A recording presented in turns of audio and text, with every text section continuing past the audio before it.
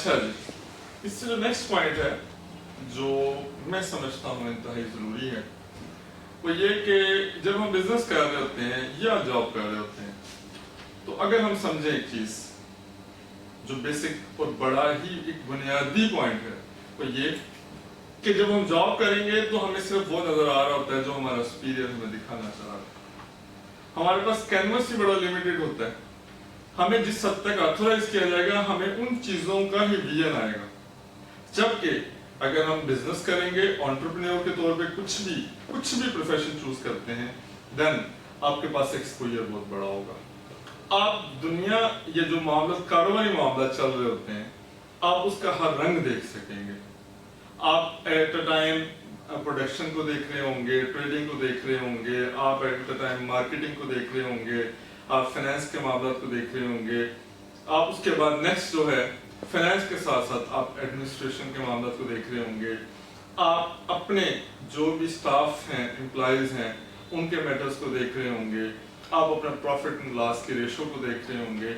आप अपने सिस्टम को मैनेज कर रहे होंगे। तो आपका एक्सपोजर, आपका जो विजन है, आपकी जो पिक्चर, जो कैनवस आपके सामने नजर आ रहा होता है वो बहुत बड़ा होता है और आपका जो माइंडसेट है वो भी उसी तरह से ब्रॉड होता है।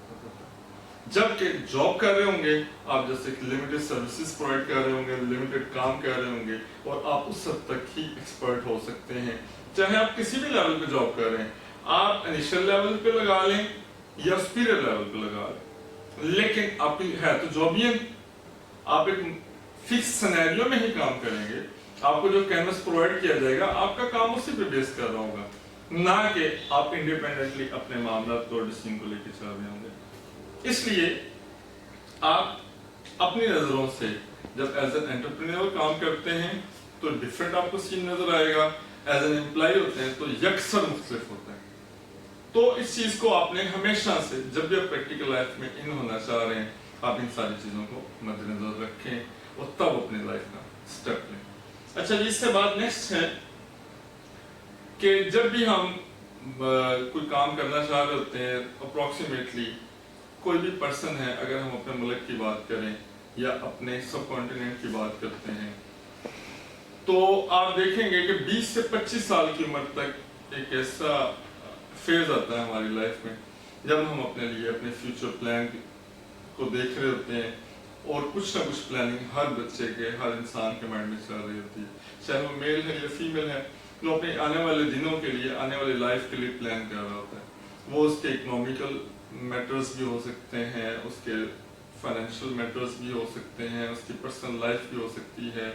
उसकी जो भी फ्यूचर लाइफ में जो भी कंसर्न्स होंगे, जो भी इश्यूज आने वाले हैं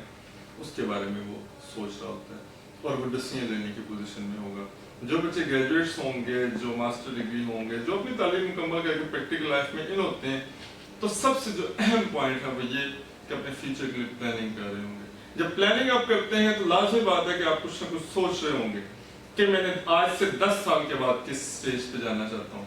मैं आज से 20 साल के बाद किस स्टेज पे जाना चाह रहा हूँ, या मेरी क्या फ्यूचर प्लानिंग है। आज हम इंडिविजुअल के तौर पे काम करेंगे, कल को हम फैमिली वाले होंगे, हमारी फैमिलीज होंगी, हमारी रिस्पॉन्सिबिलिटीज होंगी, हमारे बच्चे होंगे, अगर अल्लाह ने इतनी मोहलत दी, इतनी जिंदगी दी तो ये सारी चीजें कॉन्सिक्वेंसेस हमें फेस करने पड़ेंगे। तो जब उनके साथ तक हम सोचेंगे, जब हमारी फैमिली होगी, हमारे बच्चे होंगे, हमारे अजीजों का बहन भाई पेरेंट्स होंगे, तो लाजिम बात है जब उनकी रिस्पॉन्सिबिलिटीज हमारे ऊपर आएंगी तो हमें बर्डन तो फील होगा, तो हमें उस बर्डन को